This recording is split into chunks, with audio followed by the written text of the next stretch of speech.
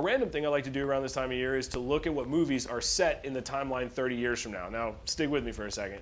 The reason behind this is that when my clients close on the purchase of their home, a lot of them are using a 30-year mortgage, and at closing they get a payment schedule which shows you every payment you're going to make for the next 30 years. And around that time they make the comment of, I wonder what things are going to be like. Well, around 2019 I thought, you know what, let me look up what movies are set in a timeline 30 years from now, and that was actually Blade Runner. So that was very dark, very dystopian, and most of them actually are. So 2026, so 2056, you have Red Planet. Essentially the Earth is dying. They've sent people to help colonize Mars. Everything goes awry. But another one that I thought was very interesting was Repo the Genetic Opera.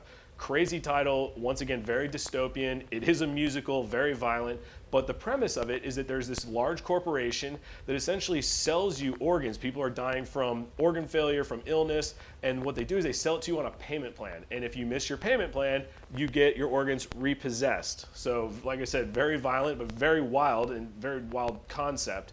Now, 2055, so last year, 2025, really didn't have much, but 2024 was a very interesting one because 2054 is actually the year Minority Report is based on. And now with the huge push on AI and all that, especially over the last year, it's wild. It's not that wild of a concept anymore. And think, in Minority Report, they hadn't just start using AI to predict crimes. They had been doing it for a while. And so how far out are we from that? Who knows? So from the 3 movies I listed, which one do you think is the most telling of the future in the next 30 years? Leave it in the comments.